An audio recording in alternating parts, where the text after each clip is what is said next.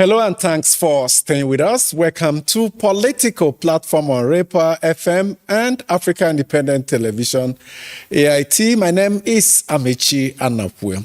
And now I'm attended by some members of the House of Representatives to invite President Bola Tinubu to personally explain the slow implementation of the 2026 budget was rejected by the whole House. But the problem with Nigeria's annual budget, did not just start with that of 2026.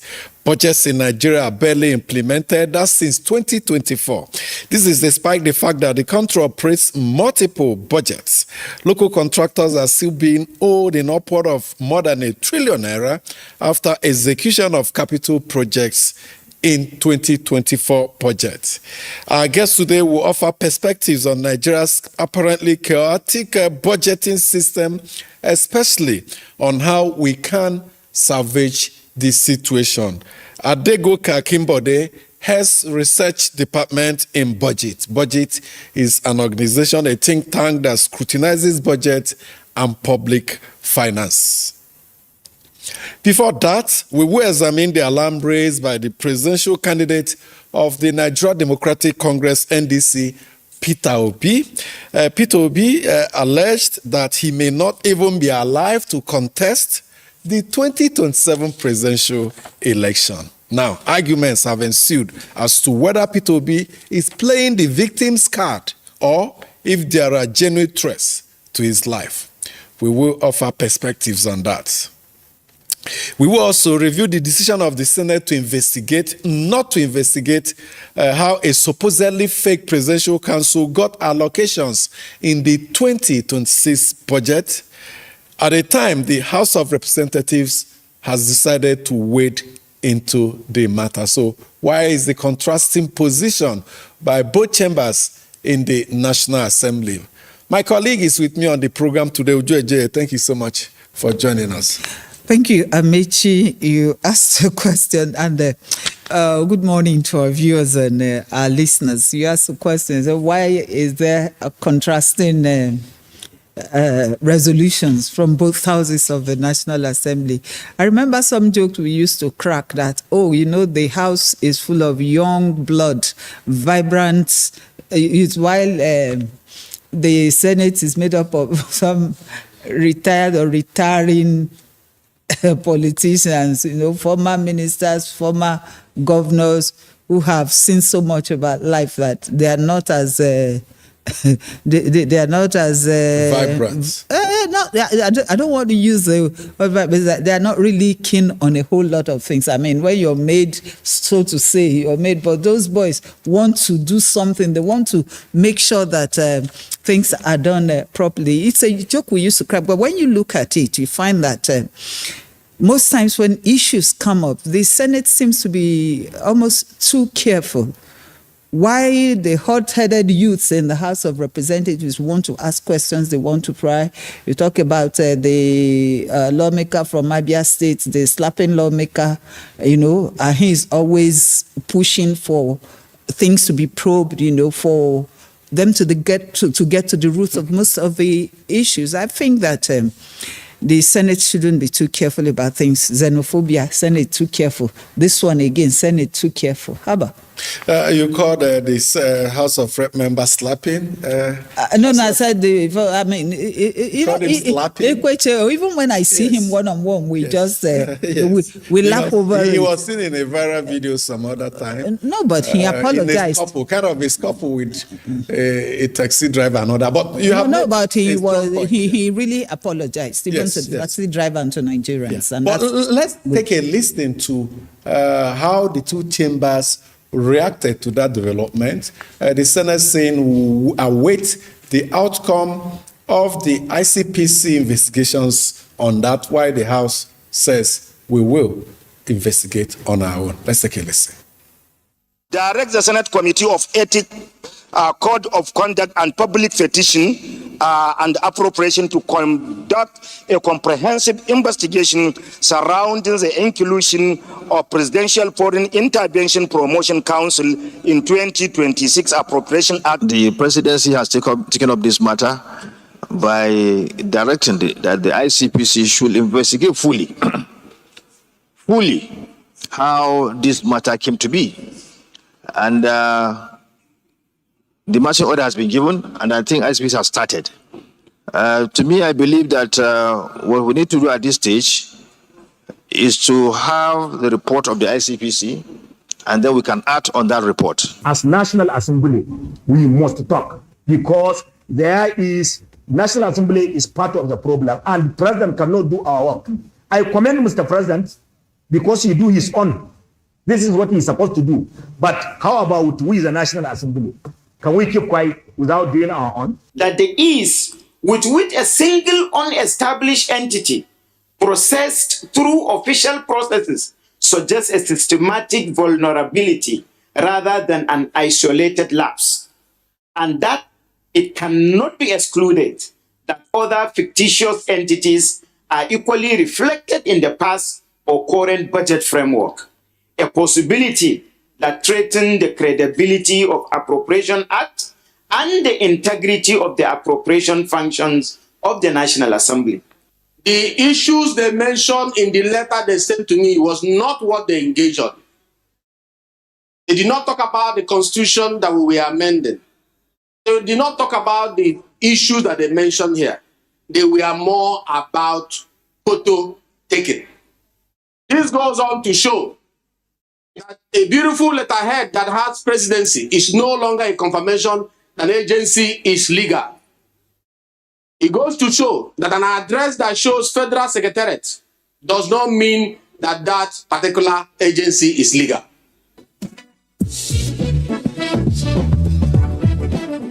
Now, one may ask, why is the Senate shying away from its responsibility? Apart from lawmaking, which is the primary responsibility of the National Assembly, the second most important function and role of the National Assembly is oversight. And you carry out oversight. When you carry out oversight, investigative actions do help.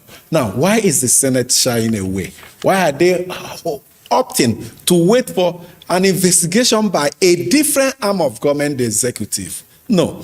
The National Assembly, the Senate has the right to investigate, though most of its investigations have come to naught. Since 1999, only about 4 investigations carried out by the National Assembly have come to fruition. They have turned investigation to a circuit show. But even at that, can't they oblige Nigerians with that responsibility? It is our work, let's do it. But thanks to the House of Representatives that felt they should investigate, the process is on, and we have to remind the Senate that they are being paid with taxpayers' money to carry out their functions, which you talked about, perhaps a bit conservative National Assembly, but the situation... A bit relaxed. Most of them are made men and women. I mean, why would they be stressing themselves? Then they should be in retirement. They are insensitive. They are insensitive to the aspirations of the average Nigerian who wants to know what's happening. And, you know, because all of these also border on governance. So it affects every citizen of this country anytime anything goes wrong. Look at what the Deputy Speaker said. Is it not a shame that, okay, he said it shows that a letter-headed paper bearing the presidency can no longer be trusted to be genuine. And then an office at the National Secretariat, the Federal Secretariat, cannot be said to be genuine, to be real, to be legal. Isn't that a big shame and an indictment on the country? A budget line of belonging to a fake agency got into our budget, prepared by the budget office, that's the executive, sent to the National Assembly, scrutinized by them. Yes, sent back to the president, and he signed, and the Senate is telling us they will fold their hands and watch other people clean up their mess, a mess they contributed so much in causing. They want to wait for the outcome of the ICPC investigation. Like you said, what stops them from doing their own? I mean, let them get to the committee that was in charge of scrutinizing the budget proposals. What work did the committee do? Why did the committee okay that aspect of the allocation? Why? So there are questions that need to be asked. Is the Senate here trying to cover some lapses? Because the importance of this investigation is not just for the sake of investigation. Is to learn lessons, draw lessons, just like the Deputy Speaker had said in that sound video we shared. There are lessons to be drawn. So when the Senate investigates, it will notice some weaknesses, some gaps. So their sense is to draw lessons and close these gaps to prevent a recurrence. Of course, it's not even just the gap. Let them also find out if somebody just dropped that thing. So, because it's also possible that after they have done their work and everything, 2 or 3 persons, it has happened in the past, will just drop it before passing the budget to the president for his assent. We've seen like the Electoral Act, some of those things that they imported into it after the general house had done its work.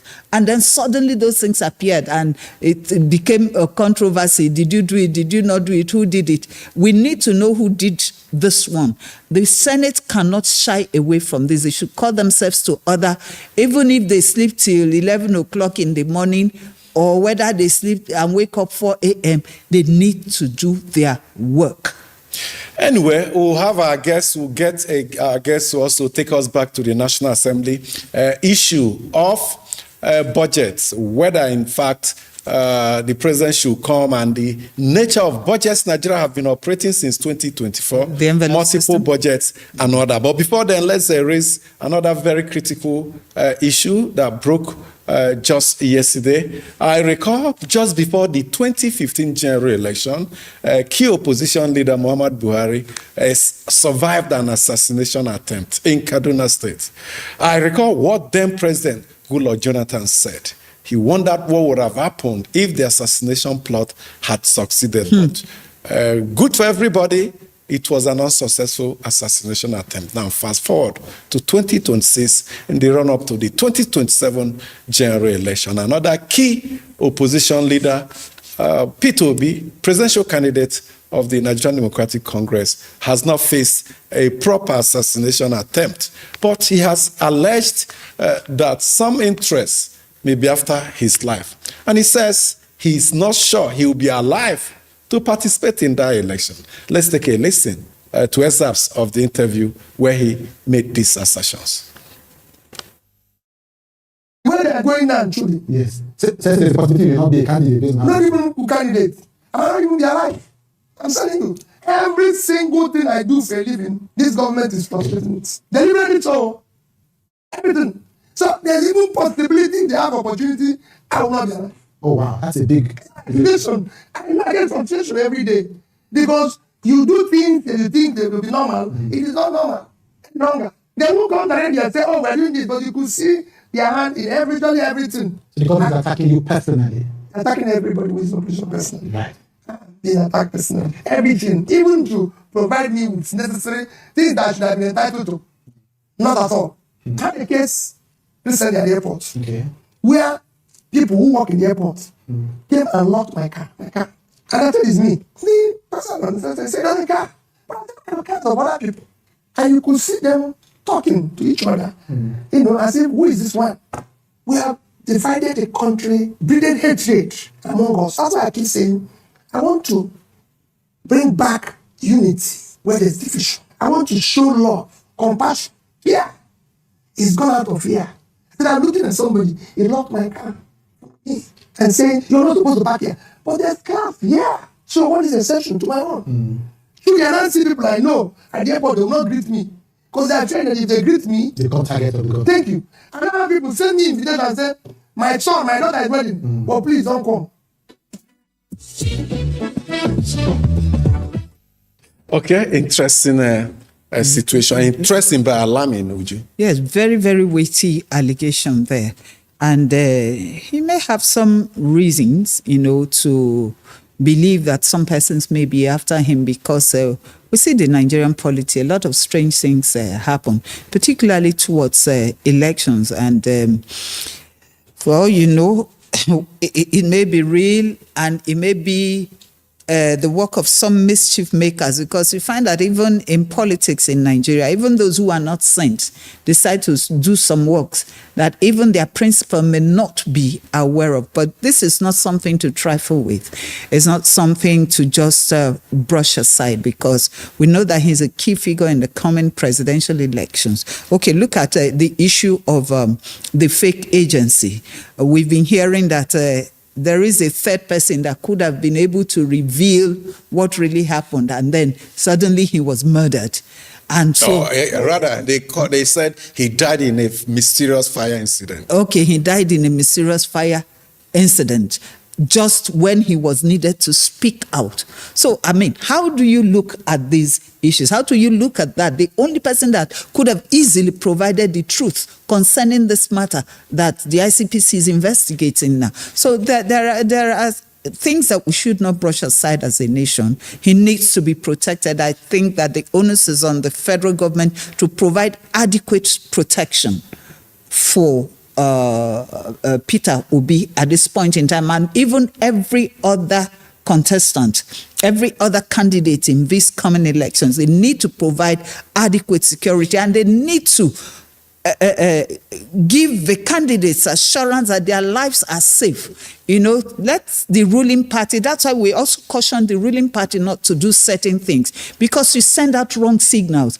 You make people want to believe the negative narrative that is out there. But when you do it and you do it properly and you allow opposition parties to play their roles the way they should, then people will not believe some of those things that are put out, even sometimes by mischief makers, people who just want to cause confusion in the polity. I think that they owe Peter Obi, Atiku Abubakar, and all the Kwakwanso, all of them, the duty of providing adequate security, even at the senatorial House of Reps level, all of them, and every Nigerian for that matter. We must have adequate security. We can't be walking all the time and looking over our shoulders. It is not right. Well, the presidency was quick to react, saying it's more of a figment in Peter Obi's imagination, that he's merely playing unnecessary politics. They pointed at his economic interests. For instance, the bank, they say, Fidelity Bank, he has substantial interest in. The presidency, through a statement released by presidential spokesperson Bayo Onanuga, said the bank is thriving because of the beautiful business environment this administration has put in place. So arguments will rage, will continue to rage. Fidelity Bank has been thriving for a long time before this administration. So the allegations raised by Peter Obi, are they real or imagined?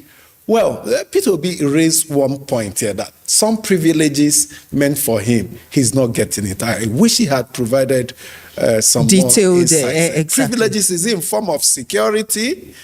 Is it because I know as a candidate, once you have emerged as a candidate, you should have security around you. In form of privileges in terms of security that should accrue to you, or perhaps maybe the government is waiting for full publication and notification to be displayed by INEC. Maybe. I think that his own has been publicized enough, and the government doesn't really have to wait for that. But that's why I said, if a ruling party can allow opposition parties play their roles and give them what is due to them. I recall that in the time of the PDP as a ruling party, even with all the controversies, even with PDP playing its own games, so it wasn't at this level. I think that the ruling party should come down a bit and attend to the opposition parties the way they should. Well, there are some certain things that if they happen and we take them for granted, they begin to build up. And once those apparent, seemingly innocuous developments take place and we ignore them, they multiply and build up to become something threatening. I recall two sitting governors threatening P2B, the governor of Benue State, Hyacinth Ali, and the governor of Edo State, Monday Poholo. For the Edo State governor, he told P2B clearly that his safety will not be guaranteed in Edo State. If he gets into Edo State without his authorization or his awareness. In a free country like Nigeria. Now, that came after Governor Ali had also described Peter Obi as a persona non grata. So when these things happen and the federal government keeps quiet, security agencies keep quiet, they are not shut down immediately, and they begin to build up. And when someone puts them together and say there's a pattern, then you begin to wonder whether the threats are real, more real than imagined. So lessons for us. That's when people say their body language. Yes, when things like this happen, we must respond immediately and nip them in the bud. Just as the Edo State government relieved an aide to the governor of his appointment when he openly threatened obedience in Edo State in the presence of the state commissioner of police, threatening that he will arrest them and hand them over to the police commissioner. Edo State government moved quickly to relieve him of his appointment. These are signs that indeed will help to calm frayed nerves when threats come and you take actions to nip them in the bud rather than looking away and wishing them away. But when it's coming from governors, what do you now say? And then the president is not known to have reacted to it, said anything. It should be condemned. It should even be condemned by the IG of police, whose duty it is to ensure security for every Nigerian. I think that some things have really gone wrong in the last few months towards preparations for the 2027 elections, and these things need to be put right. You do not say, let's pepper them a bit because they are opposition parties, because they threaten your own election. You now pepper them and let's scatter them. Yeah, let's scatter them, and then in the course of doing that, you overlook certain key statutory things like provision of adequate security and ensuring that they move freely, securely anywhere they go, and telling the Edo State governor that he has no right to threaten a citizen of Nigeria, not even just because it's Peter Obi, but any citizen of Nigeria. It's a free country. Every citizen has a right to move anywhere in this country without fear, without being threatened, because it is his right, constitutionally provided. Let's go for a break. When we come back, we'll bring in our guests and we'll be offering perspectives on the state of our budget. The House of Representatives, despite a motion put forward, rejected an invitation to President Bola Tinubu to come over to offer explanations as to the low level of the implementation of the budget. Do stay with us. The stories now break online.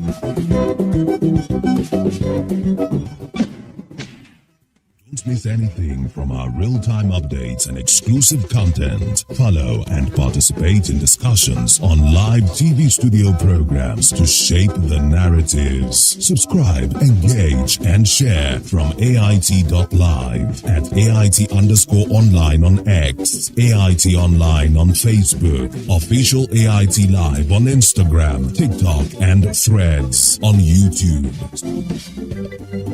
Stay connected with AIT, on air, online, online. Thank you so much for staying with us. Let's welcome our guest, Adejoke Akimbo, the head of research budget. Thank you so much for joining us. She joins us virtually from Lagos. Good morning. Okay, glad to have you. Before we come back to you, let's take a listen to excerpts from what transpired at the House of Representatives on Wednesday when an unsuccessful attempt was made to invite President Bola Tinubu to come and explain the slow implementation of the 2025 budget. Let's take a listen. We want to use this opportunity to invite the President of the Federal Republic of Nigeria to this very hallowed chamber to come and explain to the Nigerian people and also to the Parliament on how what we are saying is not contained in the draft you gave me. How we can have to solve the problem in order to ensure that the 2024-2025-2026 budget is implemented as the father of the nation. As our father, we want to plead with him to come. No member is allowed to move out of the content of what he gave. And what you pray for in your own motion is that an ad hoc committee should be set up to look into this. Mr. Speaker, when motions are moved, prayers of the motions are laid before the presiding officer. Right. The presiding officer will ask for amendment of any of the prayers. Right. While we were sitting here, you asked for the amendment of the prayer. Yeah. And there was no amendment to prayer 5, Mr. Speaker, that says invite Mr. President. No, absolutely. Mr. Speaker, how do we now put that in the motion that is already before you? I want to urge this House to agree that we summon Mr. President of the Federal Republic of Nigeria together with his financial team to please come to this House in line with the provision of the Constitution to brief Nigerians exactly what is happening, because the stories are not complimentary at all.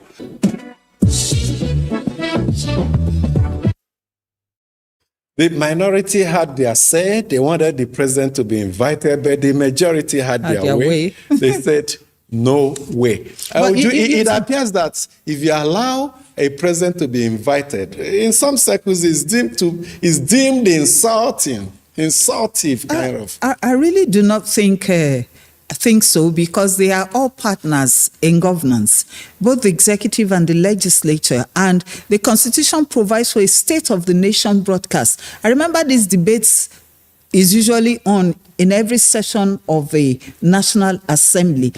The president has also done that, I think, once after he came into office, a State of the Nation broadcast. So why not appear and utilize that opportunity to brief Nigerians on the alleged poor implementation of the budget? And in this case, it's not even just one budget. We're still implementing 2024, implementing 2025, and now 2026. So which one are we talking about? Well, it's all confusing, and Nigerians need to know. I think that the House of Representatives is right in this case. Their decision was was not to invite, but I mean, in demanding Ikweche, I mentioned him earlier with that. Okay. The reps who are for it are right, and it is in line with the Constitution. Well, in a parliamentary system like you have in the UK, the Prime Minister on weekly basis will come and have some exchanges with the opposition members in the parliament, where questions will be thrown at him and he responds. But in a presidential system, it's uncommon, so to say, for a president to be invited, because the president has some persons that can easily get to the parliament to interface with the legislation, ministers, special advisors, and other. That's why it's seen to be demeaning, in quotes, when you invite a whole president. There was an attempt to invite Buhari when he was a sitting president, but the majority APC lawmakers shut it down. Exactly, and we're setting wrong examples, we're setting bad examples by doing those things. Who is the president? He was elected to serve the people. I do not think that the president is above the people that he serves, except, of course, that he enjoys certain privileges, and we should respect his office. But that respect should not include not being able to talk to us as Nigerians. Anyway, let's bring in our guest now. We will not get her involved with the politics, but she'll speak on the technicalities. Joke Akimbo, the head of Research Budget. Thank you so much for joining us. Thank you for having me. So how many budgets now are we implementing based on your knowledge? As of today, we are implementing the 2025 budgets and the 2026 budgets. The 2025 budgets, they've been shifting the implementation on a quarterly basis. So as that's when the 2026 budget was presented in April, they had moved the implementation to end of September. So as it is now, we are hoping that by end of September, the 2025 budgets, the implementation would have ended, hopefully, if they do not, move it again. But as of today, we are running both the 2025 capital expenditure budget and the 2026 budgets. Now, what about the 2024 budget? Is it fully implemented now? Yeah, so sometimes late last year, they had released the BIR budget implementation reports for 2024. So I would say that they had they've ended the implementation of the 2024 budgets sometimes last year. So we are currently running the 2025 budgets and the 2026 budgets. Even though contractors. But at some point. No, you said they've ended, Yes. or is it that it's fully implemented? They're two different things, you know. So yes, I will say I don't think any budget has ever been fully implemented. You know, we've never really been able to fully implement our budget, because at some point between 2024 and 2025, we were actually running three budgets: the 2023 budget, the 2024 budget, and the 2025 budget. So the overlap has been happening since like 2024, when we started, you know, running 2023 and 2024. Then last year we had 2023, 2024, and 2025. But now we have two budgets running, 2025 and 2026 budgets. And the implementation reports are not forthcoming on a timely basis. Yes, so that I think that is the biggest issue that we have, because ideally we should be having this PIR on a quarterly basis. So I think the rule is that at the end of each quarter, then you have a month to, you know, publish the PIR of the previous quarter. So for example, for January to March, you should by the end of April you should have published the BIR for January to March. But you know, that has not been forthcoming, and that makes it difficult for BIR is budget implementation report, right? Yes. Okay. So because we are not getting these reports on a timely basis, it's actually difficult for citizens, for CESOs to actually monitor what is happening in the budget. So we only run with the information that they put out there for us, that okay, so we are currently running so and so budget, but because we are not seeing these BIRs, so we cannot actually ascertain what exactly is happening in our budget implementation. So why are we finding it difficult to implement our budgets lately? When Buhari was in office, late President Buhari, we were able to maintain January to December budget cycle. Today is a different ballgame. Yeah, so because I think one of the biggest achievements of CSOs during the Buhari regime was the fact that they fought for the fiscal year to return to January to December. And that was actually implemented by President Buhari, right? Which, so from January to December, I know that is a fiscal year. But since this current administration, that has been debated and is actually difficult. So, and I think they've seen it as a norm, and that is due to lack of accountability. This administration do not seem to be accountable to its citizens. So, and there is little or nothing that the citizens can do other than to keep talking, to keep advocating for it. I really cannot say why it is difficult for them to implement to follow the January to December fiscal year. And for this current budget overlap, 2025-2026 budget that they're running, imagine that we are still running 2025 budget till end of September. So where is the time frame to actually implement 2026 budgets? So it is already obvious that next year there's still going to be an overlap of budget implementation.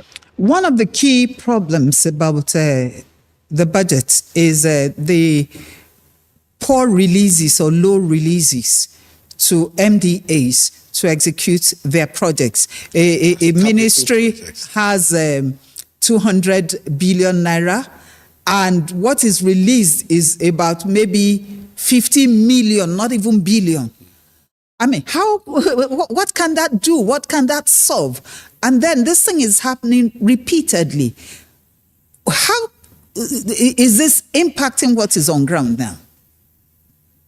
I think the first thing is that we need to go back to our drawing board.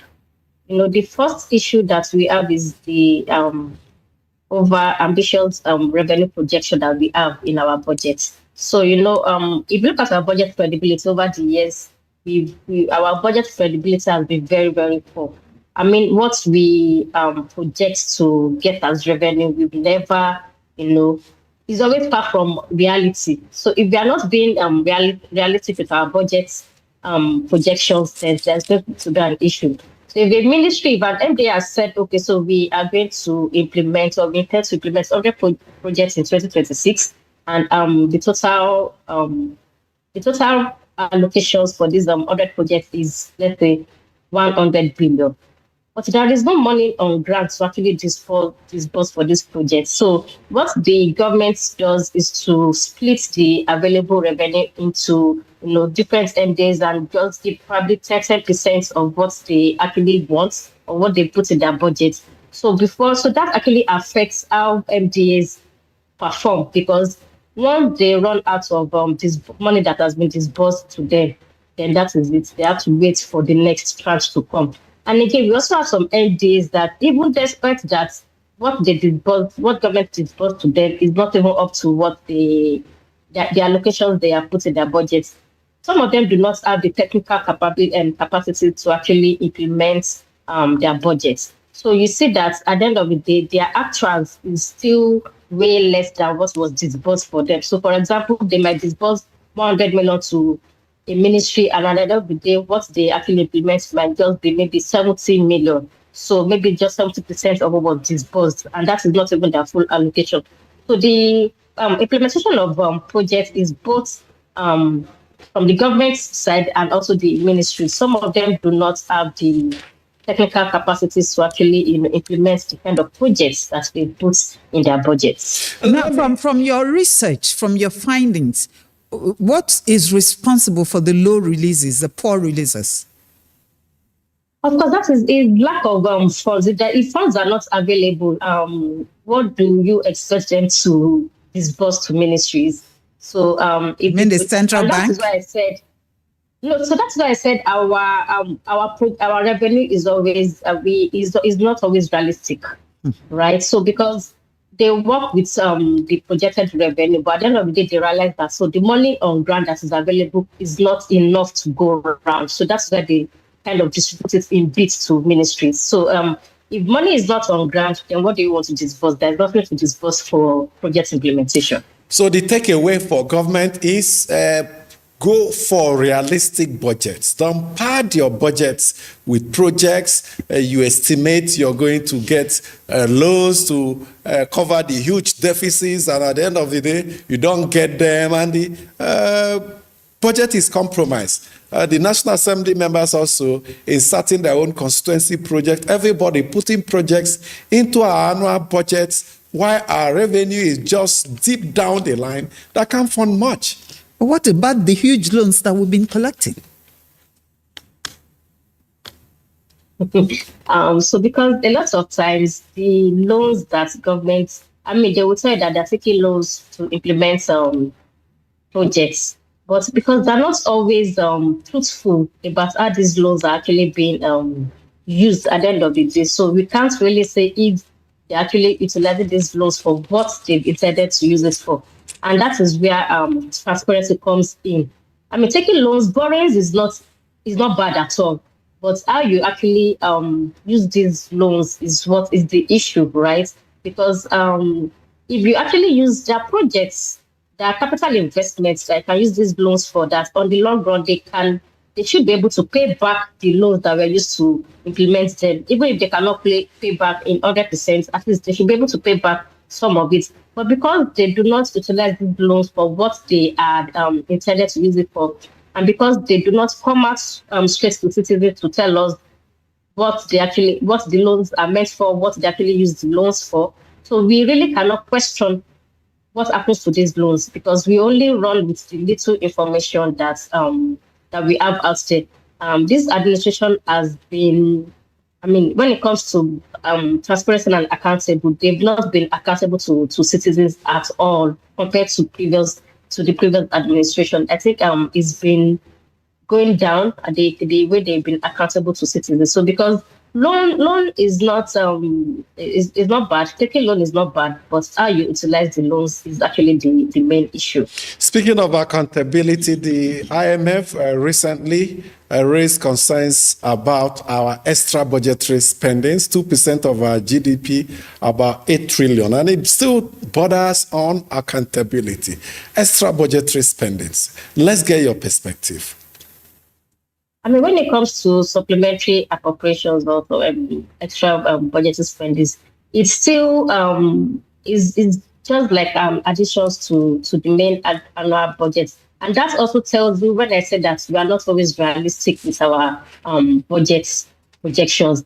If we have been realistic from the beginning when they are preparing these budget documents, I mean, it's not all the time that you will hear that, oh, we need to have supplementary budgets and all that. But because the way they actually go about putting together the budget documents at the onset is not realistic. So they need money.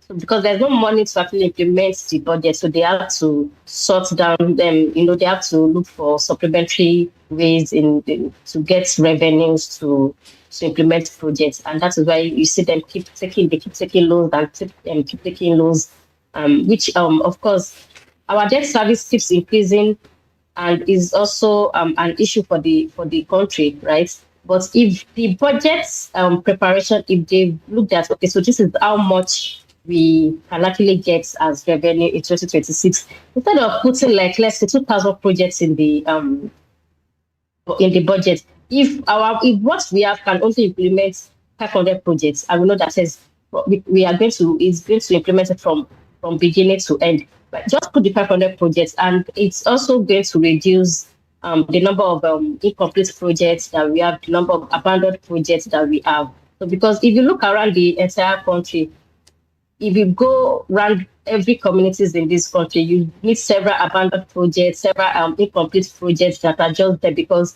they could not get money to disburse to contractors, right? So if our budget is realistic, there will be lesser supplementary budgets for us to deal with. Okay, we'll have to thank you so much, Adejoke Akimbode, Head of Research Budget. We appreciate your joining us this morning. Thank you very much. It's a pleasure. Okay, the problem, Uju, with our budget is those safe gatekeepers have turned themselves into gate openers. The National Assembly, I believe, if they are up to their responsibilities, an attempt was made to get the president over to come to the House of Representatives to offer explanation, because we have a huge problem on our hands. Yes. Problem of the budgets not being implemented, but perhaps due to politics, it's being played down. It's a major issue. The reports, budget implementation reports are not coming out because this tells us what the government is doing. Everything is shrouded in secrecy. I made reference to the IMF warning that we are spending money and we are not reporting. Exactly. So if those gatekeepers, if the media, National Assembly, civil society will be alive to their responsibility, perhaps they can help this government to become more accountable. She made a point. She said civil society organizations were actually on it during the tenure of late President Muhammad Buhari. And because of that, they were able to make inroads. We saw a return to the January, December cycle, budget cycle. And what was almost impossible for almost two administrations became possible then. But now she also said that this administration is very stingy with information. They are not forthcoming with information. And so you don't even know what to believe. Or they were quick to come out and deny that the IMF didn't really understand what they had been doing and all of that. But the IMF was just going strictly by its own functions and the information exactly by its own template and all, and international best practices like you've pointed out. So why would this administration be very, very stingy with necessary information? Why is it acting like a cult? Things that should be in the public domain are not in the public domain. So people are confused. Especially this one when says it comes to our finances, exactly, our money, public funds, reporting, accountability are things you don't compromise. Yes, and then you look at what the issue on ground. She also mentioned poor revenue generation. Nobody has told us that. They keep telling us the GDP is improving, this one is improving. It's like the economy is picking up. Nobody is telling us that we have a problem with revenue generation. And then even if you say the revenue generation is poor, the loans, huge loans, trillions. We can't wish this away because we've not even seen huge projects being executed with these loans. As she said, what you employ the loan to do is also very, very important. What are these loans servicing in this country? We are yet to see anything tangible. Just a few days ago, the National Assembly approved or welcomed the customs proposal for the expenditure. They are expected revenue to be generated about 10 trillion and to use about 1 trillion for administrative expenses. That's cost of collection, about 10%. I've checked across Africa. There are some customs that use as little as 3% as cost of collection. These are, when we say we have revenue leakages, this is exactly what we mean. FIRS is using about 8%, Nigerian Revenue Service, using about 8% as cost of collection, while in other countries, those around us are using 3-4%. So that 8-10% you get for the customs for this year, that'll be 1 trillion. Where are they spending it on? Are they sharing the money? What are they spending it on? Let's go on. Our mails now. So many questions. As we read some of the mails we have sent to our email platform. Amechi Obochi from Cuba in Abuja is making reference to the House of Representatives incident yesterday, and he said the House was thrown into a rowdy session yesterday as lawmakers debated the motion over the poor implementation of the budget and the delay in releasing funds to ministries, departments, and agencies. This is a welcome development, but one question comes to mind: which budget are they referring to? Is it the 2024? 25 or 26 budget, whichever it is, it appears the House is gradually coming to terms with the realities facing the country. Today, the Tinubu administration is implementing aspects of 2 different budgets, yet the expected impact is still not being felt by many Nigerians. Now that the members have awakened to these concerns, the question is, what concrete steps will follow? Going forward, President Tinubu must recognize that Nigeria is facing serious challenges. It's important that decisions are guided by realities experienced by ordinary citizens rather than by the assurances of praise singers. The hardship being endured by Nigerians is real and deserves urgent attention. And John Peters from Port Harcourt says, the heated exchange witnessed in the House of Representatives yesterday during deliberation on a motion seeking to invite the president to address lawmakers on the nation's security challenges raises serious concerns about the quality of our democratic discourse. Rather than engaging in constructive debate, the chamber was overshadowed by shouting, interruptions, and open confrontation. An unfortunate spectacle at a time Nigerians expect thoughtful leadership and practical solutions. Perhaps it is time for Nigeria to begin a sincere national conversation on how to strengthen governance and accountability. Every system of government should ultimately serve the people, and where reforms are necessary, they should be courageously considered. What Nigeria needs above all is competent, patriotic, and service-driven leadership that places national development above politics. And we have this from Aniefio Ntia from Songwater, Ogun State. He says, politics should not be a do or die affair. If those in authority truly understand what they are called or selected to do, to serve, life-threatening allegations made by Peter Obi, the presidential candidate of the NDC, is quite worrisome as to why those in authority today would want to kill to remain in power. He who claimed to have performed well in office should not be afraid of opposition. Let the people decide who leaves them, because the way opposition political parties are being persecuted now is unacceptable and undemocratic. Why is the ruling party today afraid of the opposition?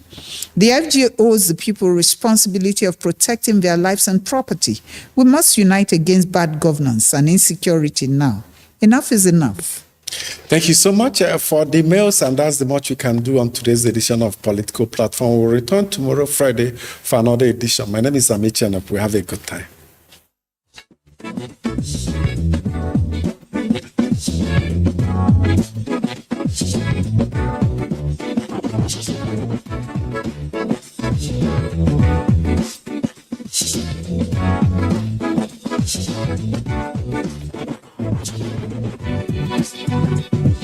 Thank you.